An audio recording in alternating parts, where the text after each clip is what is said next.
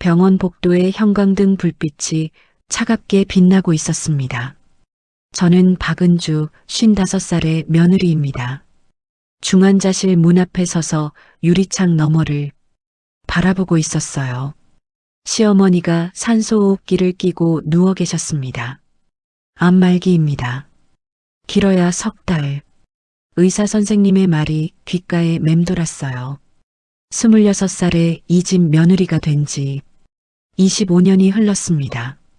그 긴 세월 동안 시어머니에게 단 한 번도 따뜻한 말을 들어본 적이 없었어요. 오후 3시 큰 시누이가 병원에 도착했습니다. 옳게, 엄마 상태 어때? 위독하세요. 제가 대답했지만 큰 시누이는 중환자실 안을 들여다보지 않았어요. 옳게, 엄마 통장이랑 도장은 어디 있어? 지금 그게 중요해요? 당연하지. 병원비도 내야 하고. 큰 시누이의 목소리는 차갑게 식어 있었습니다. 저녁 6시 작은 시누이도 왔어요. 언니, 엄마 재산 정리 어떻게 할 거야? 큰 시누이가 먼저 물었습니다. 당연히 셋이서 나눠야지. 옳게는 며느리잖아. 작은 시누이가 저를 흘끗 보며 말했어요. 저는 그 자리에 서서 아무 말도 하지 않았습니다. 25년 동안 늘 그랬듯이요. 밤 8시 남편이 퇴근 후 병원에 왔어요. 여보, 고생 많아.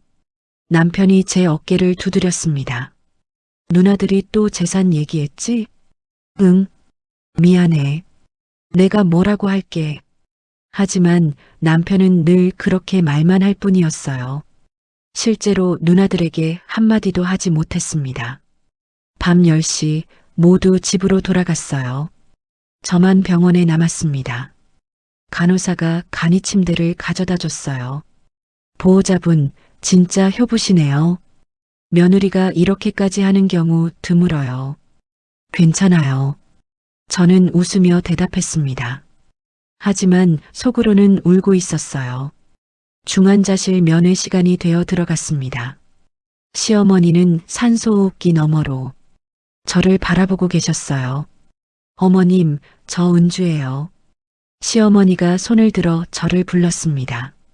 저는 침대 곁으로 다가가 시어머니의 손을 잡았어요.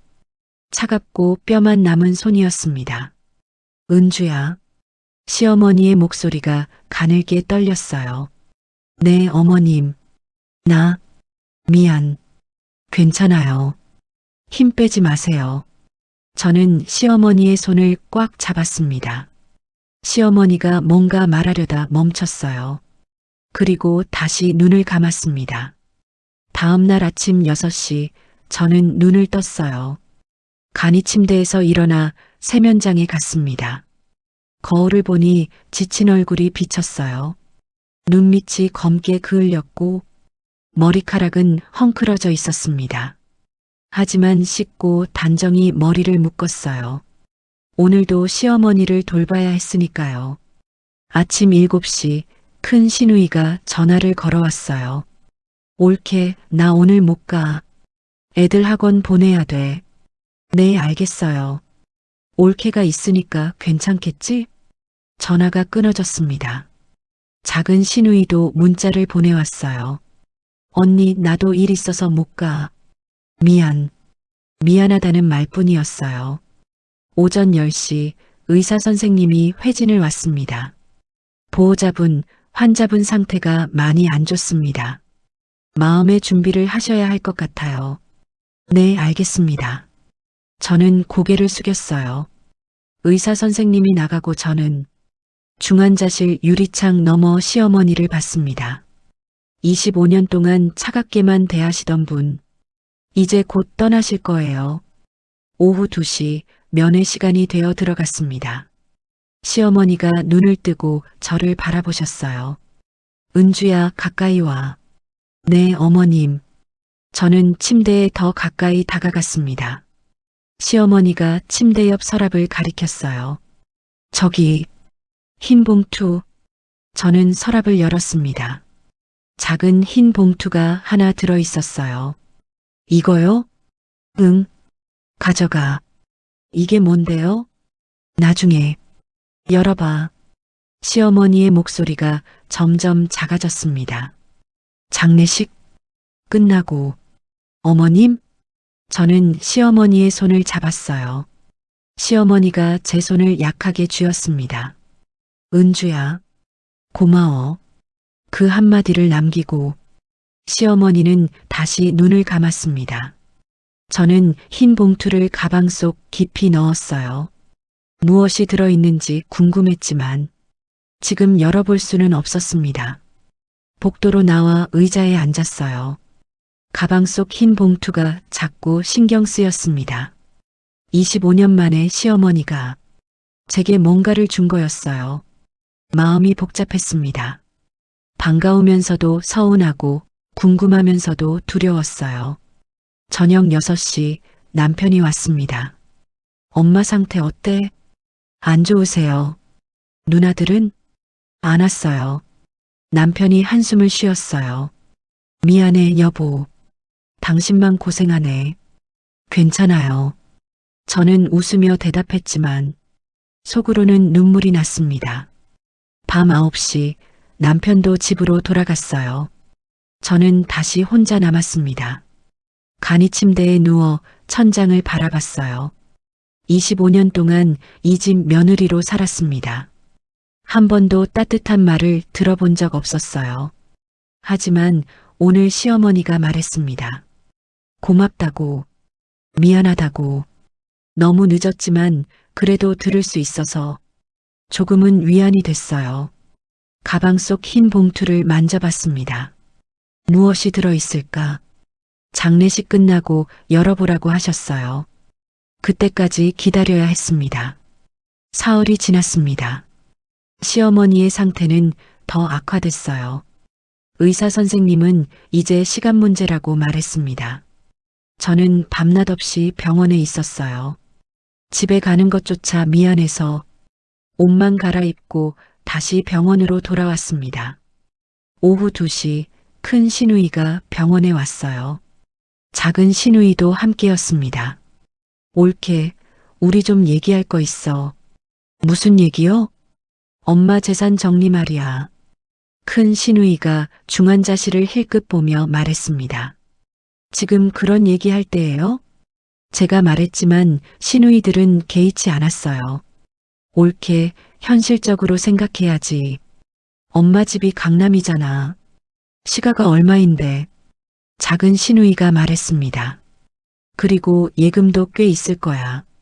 우리 셋이서 나눠야지. 셋이요? 제가 되물었어요. 당연하지.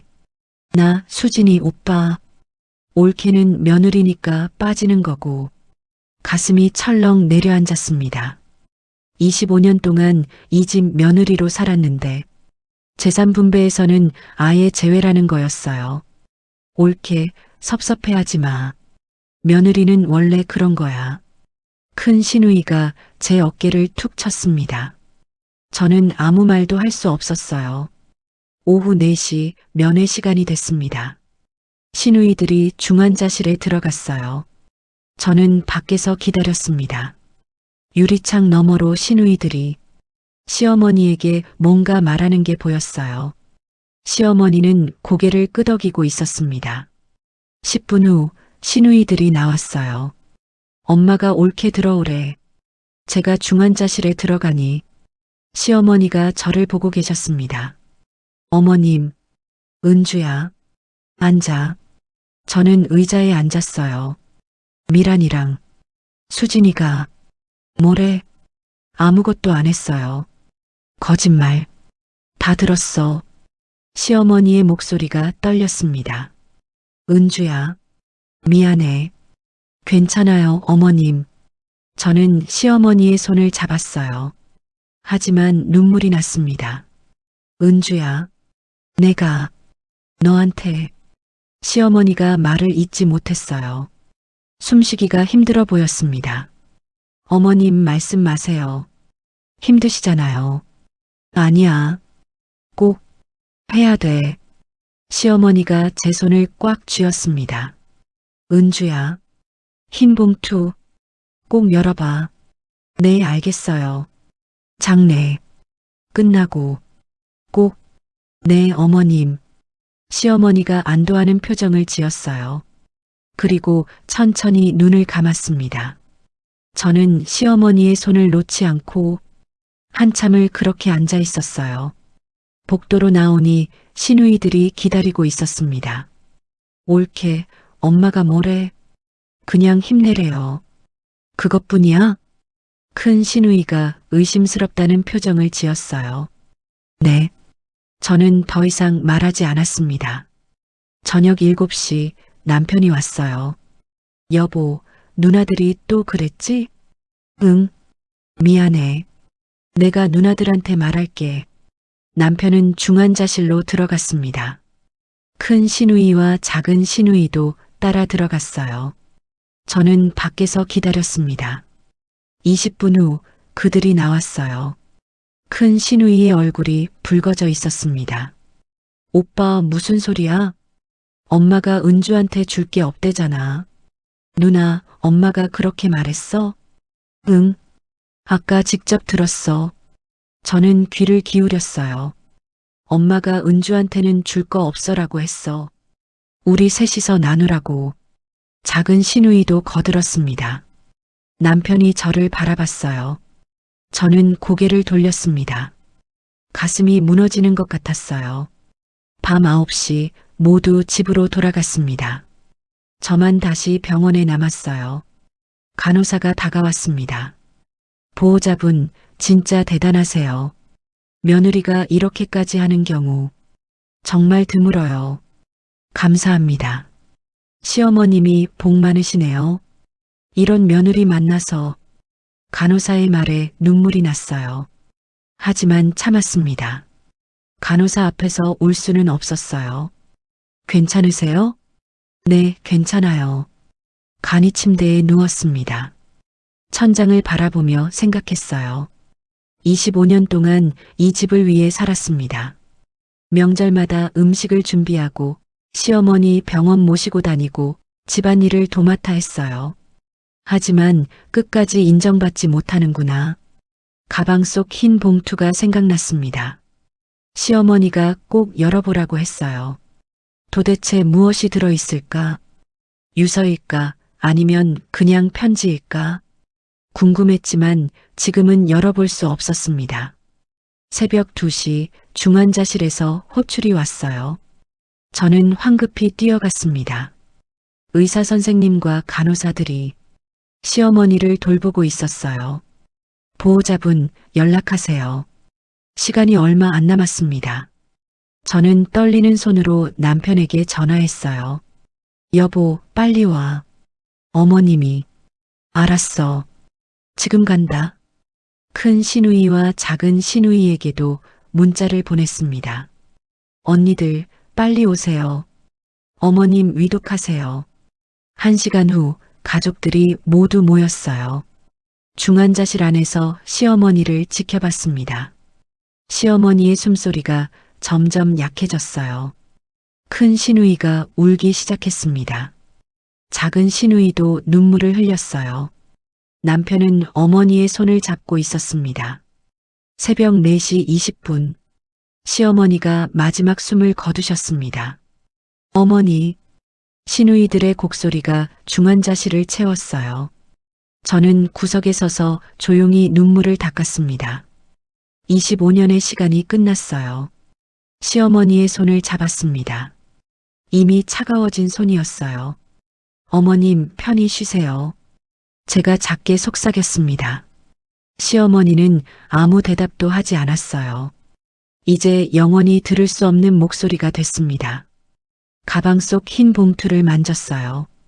이제 장례식이 끝나면 그 안에 무엇이 있는지 알 수 있을 거예요. 시어머니가 제게 남긴 마지막 말. 그것이 무엇이든 받아들일 준비가 됐습니다. 장례식장은 조문객들로 붐볐습니다. 시어머니는 50년 넘게 이 동네에 사셨고 아는 분들이 많았어요. 고인이 복 많으셨네요. 이런 며느리 두시고 문상객들이 저를 보며 말했습니다. 저는 고개 숙여 인사했어요. 장례식장 준비는 모두 제 몫이었습니다. 부고 문자 발송, 방명록 정리, 음식 주문, 조문객 응대. 큰 시누이와 작은 시누이는 상주석에 앉아 공만 했어요. 옳게 물 좀 가져와. 옳게 화장실 휴지 떨어졌어. 저는 쉴 틈 없이 움직였습니다. 첫날 밤 11시 조문객들이 모두 돌아갔어요. 저는 장례식장 뒤편 작은 방에 앉았습니다. 온몸이 무거웠어요. 발은 퉁퉁 부어올랐고 허리는 끊어질 것 같았습니다. 하지만 쉴 수가 없었어요. 내일도 조문객이 올 테니까요. 문이 열리며 큰 시누이가 들어왔습니다. 옳게 수고 많아. 아니에요. 근데 옳게 엄마 통장 어디 있어? 제가 모르는데요. 거짓말.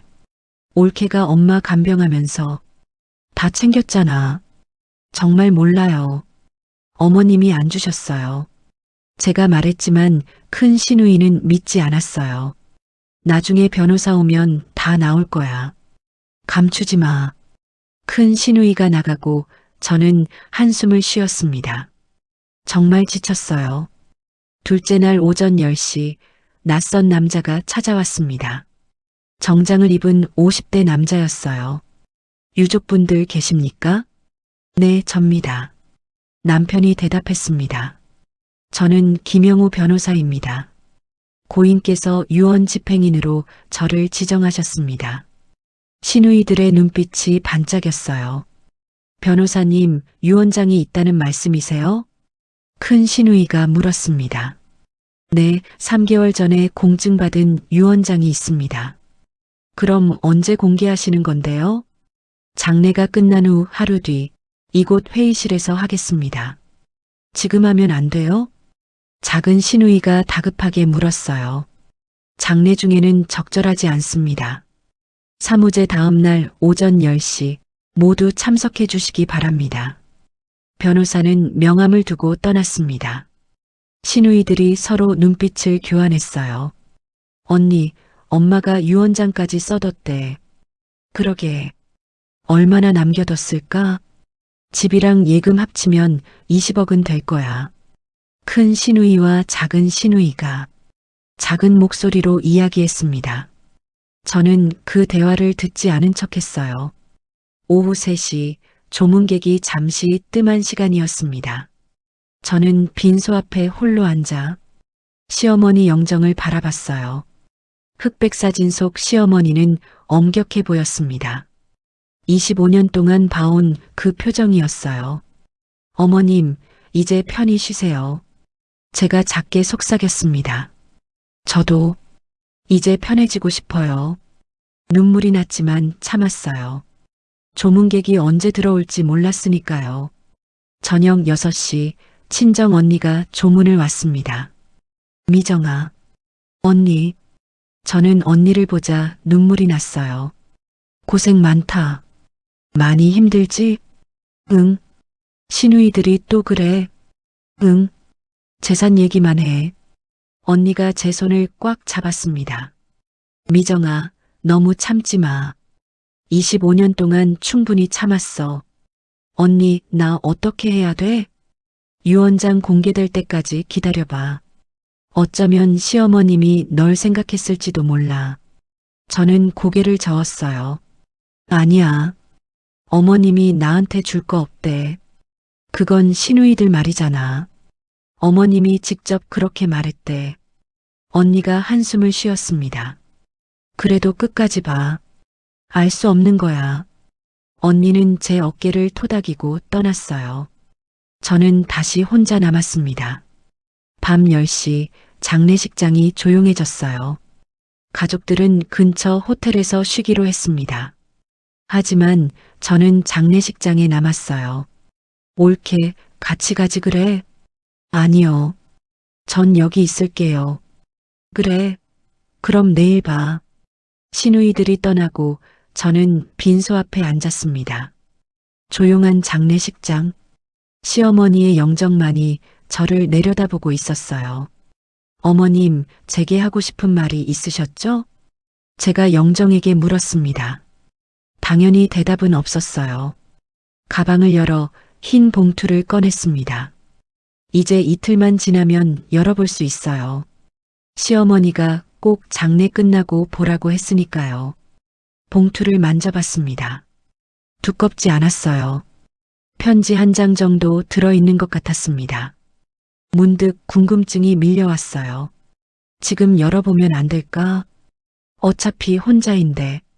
하지만 시어머니가 장례 끝나고 보라고 했습니다. 약속을 지켜야 했어요. 저는 봉투를 다시 가방에 넣었습니다. 셋째 날 오후 발인이 시작됐습니다. 장례 행렬이 장례식장을 떠나 화장터로 향했어요.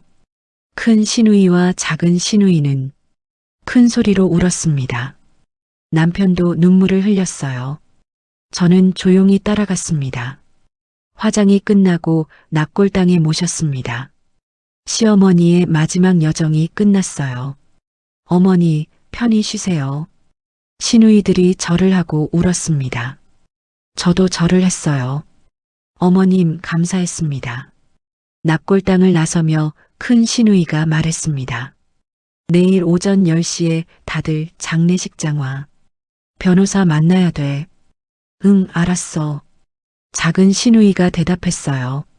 저는 아무 말도 하지 않았습니다. 하지만 내일이면 모든 게 밝혀질 거예요. 그날 밤 호텔방에 혼자 있었습니다. 샤워를 하고 침대에 누웠어요. 천장을 바라보며 25년을 돌아봤습니다. 시집와서 지금까지 단 한 번도 인정받은 적이 없었어요. 내일 유언장이 공개되면 아마도 아무것도 받지 못할 거예요. 하지만 흰 봉투가 있었습니다. 시어머니가 제게 남긴 것. 그게 무엇이든 내일이면 알 수 있어요. 저는 눈을 감았습니다. 내일이 기다려지면서도 두려웠어요. 25년의 답이 나오는 날이니까요. 새벽 2시 잠에서 깼습니다. 가방에서 흰 봉투를 꺼냈어요. 책상 위에 놓고 한참 바라봤습니다. 이제 8시간만 지나면 장례가 공식적으로 끝나요. 그러면 이 봉투를 열 수 있습니다. 어머님, 제게 무슨 말을 하고 싶으셨나요? 제가 봉투에게 물었어요. 봉투는 대답하지 않았습니다. 저는 봉투를 다시 가방에 넣고 침대에 누웠어요. 이제 조금만 기다리면 됩니다. 시어머니의 마지막 말을 들을 수 있어요. 다음 날 아침 9시 저는 호텔을 나섰습니다. 장례식장까지는 10분 거리였어요. 천천히 걸으며 마음을 가다듬었습니다. 오늘 모든 게 밝혀질 거예요. 시어머니의 유언장, 그리고 흰 봉투 속 편지.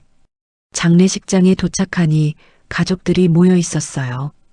큰 시누이는 화장을 진하게 했고 작은 시누이는 새 옷을 입고 있었습니다. 옳게 왔어? 네. 저는 구석자리에 앉았어요. 시누이들은 작은 목소리로 대화하고 있었습니다. 언니, 집이 얼마라고 했지? 시가 12억 정도. 예금은 8억 정도 있을 거야. 그럼 우리 한 명당 6억 이상이네. 두 사람의 눈이 반짝였어요. 남편은 옆에서 아무 말도 하지 않았습니다. 10시 정각 김영우 변호사가 도착했습니다. 안녕하십니까? 모두 오셨네요. 네, 변호사님. 큰 시누이가 재빨리 대답했어요. 회의실로 가시죠. 우리는 장례식장 안쪽 회의실로 들어갔습니다. 회의실 테이블에 둘러앉았어요. 변호사가 서류 가방을 열었습니다. 지금부터 고인 정순자 여사의 공증 유언장을 공개하겠습니다. 시누이들이 몸을 앞으로 기울였어요. 저는 손을 꽉 쥐고 앉아 있었습니다. 이 유언장은 금년 6월 15일 서울공증사무소에서 공증받은 것입니다. 변호사가 봉투를 뜯었어요. 유언장 낭독을 시작하겠습니다. 회의실이 조용해졌습니다. 숨소리마저 들릴 정도였어요. 나 정순자는 정신이 온전한 상태에서 다음과 같이 유언한다. 변호사의 목소리가 회의실에 울렸습니다. 첫째, 서울 강남구 대치동 소재 아파트 현시가 12억 원 상당을 며느리 박은주에게 상속한다. 뭐라고요? 큰 신우이가 벌떡 일어났어요. 잠시만요, 계속하겠습니다. 변호사가 손을 들어 제지했습니다. 저는 멍하니 앉아 있었어요. 지금 무슨 말을 들은 거죠? 둘째, 국민은행 예금 8억 원을 며느리 박은주에게 상속한다. 이게 무슨... 작은 신우이도 소리쳤어요. 셋째, 삼성증권 주식 5억 원 상당을 며느리 박은주에게 상속한다. 변호사가 담담하게 계속 읽었습니다. 넷째, 큰딸 이미란에게는 5천만 원을 상속한다. 다만 이미란의 사업빚 3억 원은 이미 내가 갚아줬으므로 그것으로 족하다고 본다. 큰 신우이의 얼굴이 하얗게 질렸어요. 다섯째, 작은 딸 이수진에게는 5천만 원을 상속한다. 다만 이수진의 카드빚 2억 원은 이미 내가 갚아줬으므로 그것으로 족하다고 본다. 작은 신우이가 주저앉았습니다. 여섯째, 아들 이진수에게는 1억 원을 상속한다. 아들은 이미 충분한 수입이 있고 아내 박은주가 전 재산을 받으므로 걱정하지 않아도 될 것이다. 남편이 고개를 떨어뜨렸어요. 변호사가 다음 장을 넘겼습니다. 마지막으로 내가 이런 결정을 내린 이유를 밝히고자 한다. 회의실이 다시 조용해졌어요. 모두가 귀를 기울였습니다. 25년 전 박은주가 우리 집에 왔을 때 나는 그녀를 믿지 않았다. 가난한 집안 출신이라고 무시했고 매사에 트집을 잡았다. 명절마다 혼자 일하게 했고 가족 모임에서 늘 제외시켰다. 저는 눈물이 났어요. 시어머니가 모두 알고 계셨구나. 하지만 은주는 단 한 번도 불평하지 않았다. 25년 동안 묵묵히 이 집을 지켜왔다. 딸들은 돈이 필요할 때만 찾아왔다. 미라는 사업빚을 떠넘겼고 수지는 카드빚을 갚아달라고 했다. 아들은 착하지만 나약해서 아내를 지켜주지 못했다. 남편이 고개를 숙였습니다. 내가 암 진단을 받고 입원했을 때 밤낮으로 나를 간병한 사람은 며느리 은주뿐이었다. 딸들은 병문 안조차 제대로 오지 않았다. 그때 나는 깨달았다. 진짜 가족은 피가 아니라 마음으로 맺어진다는 것을. 큰 신우이가 울기 시작했어요. 작은 신우이도 눈물을 흘렸습니다. 하지만 이미 늦었어요. 시어머니는 이미 떠나셨으니까요. 나는 25년 동안 은주에게 미안했다. 따뜻한 말 한마디 해주지 못했다. 이제라도 내 잘못을 바로잡고 싶다. 은주야, 이 집의 진짜 주인은 너다. 미안하고 고마웠다. 마이너스 정순자. 변호사가 유언장을 내려놓았습니다. 저는 눈물을 참을 수가 없었어요. 25년 동안 참았던 눈물이 한꺼번에 쏟아져 나왔습니다. 어머님, 제 목소리는 떨리고 있었어요. 옳게, 이건 말도 안 돼. 큰 신우이가 소리쳤습니다. 엄마가 정신이 온전했을 리 없어. 암 때문에 정신이 혼미했던 거야. 유언장 무효야. 소송 걸 거야. 작은 신우이도 떨리는 목소리로 말했어요. 소송을 제기하실 수 있습니다. 변호사가 차분하게 말했습니다. 하지만 이 유언장은 고인이 암 진단을 받기 전 정신이 온전한 상태에서 작성한 것입니다. 담당 의사의 소견서도 첨부되어 있고 공증사무소에서 본인 확인을 거쳤습니다. 법적으로 문제없는 유언장입니다. 큰 신우이가 주저앉았어요. 이럴 수가. 우리가 친딸인데. 언니, 어떻게 이럴 수가 있어. 작은 신우이도 울먹였습니다. 남편은 아무 말도 하지 못하고 그저 고개만 숙이고 있었어요. 저는 가방을 열었습니다. 흰 봉투를 꺼내 테이블 위에 놓았어요. 어머님이 제게 주신 편지예요. 그게 뭔데? 큰 시누이가 물었습니다. 봉투를 뜯었어요. 안에는 편지 한 장이 들어 있었습니다. 시어머니의 손글씨였어요. 떨리는 손으로 편지를 펼쳤습니다. 은주야, 이 편지를 읽고 있다면 나는 이미 세상을 떠났겠구나. 25년 동안 정말 미안했다. 나는 내가 진심인지 시험했어. 얼마나 오래 참을 수 있는지, 언제 포기하고 떠날지 지켜봤어. 저는 편지를 읽으며 눈물을 흘렸어요. 하지만 너는 한 번도 변하지 않았어. 늘 웃으며 이 집을 지켰고 나를 끝까지 돌봐줬어. 내가 우리 집의 진짜 기둥이었어. 이제야 말하지만 나는 너를 사랑했어. 사랑한다는 말을 못해서 미안해. 딸들에게는 후회스럽지만 너만큼 진심으로 나를 대한 적이 없었어. 은주야, 이제 내 인생을 살아. 25년 동안 충분히 희생했어. 이제는 너를 위해 살아라. 사랑한다. 마이너스 어머니가 편지를 다 읽고 저는 한참을 울었습니다. 회의실은 조용했어요. 큰 시누이와 작은 시누이는 아무 말도 하지 못하고 그저 울기만 했습니다. 남편이 제 손을 잡았어요.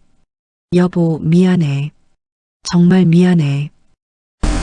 저는 대답하지 않았습니다. 지금은 아무 말도 하고 싶지 않았어요. 변호사가 서류를 정리했습니다. 상속 절차는 제가 도와드리겠습니다. 며느리분, 다음 주에 사무실로 오시면 자세히 안내해 드리겠습니다. 네, 감사합니다.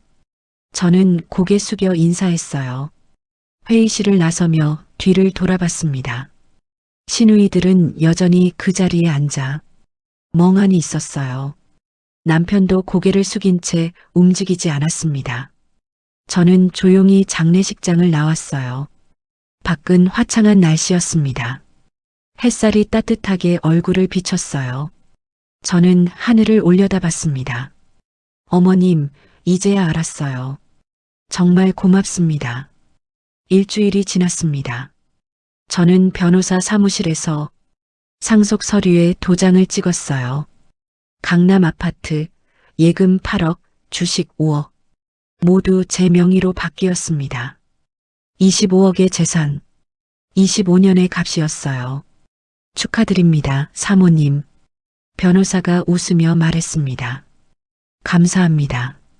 저는 고개 숙여 인사하고 사무실을 나왔어요. 하지만 기쁘지 않았습니다. 시어머니는 이미 돌아가셨고 25년은 돌아오지 않으니까요. 집으로 돌아왔습니다. 아니, 이제 제 집이 된 곳으로요. 현관문을 열고 들어서니 남편이 거실에 앉아 있었어요. 다녀왔어? 응. 저는 소파에 앉았습니다. 여보, 우리 얘기 좀 하자. 남편이 조심스럽게 말했어요. 무슨 얘기? 나 정말 미안해. 25년 동안 당신을 지켜주지 못했어. 남편의 눈에 눈물이 고였습니다. 알아. 제가 짧게 대답했어요. 여보, 다시 시작할 수 있을까? 이제부터는 당신을 제대로 사랑할게. 남편이 제 손을 잡으려 했습니다. 저는 손을 뒤로 뺐어요. 미안하지만 시간이 필요해. 시간? 응. 25년 동안 참았어.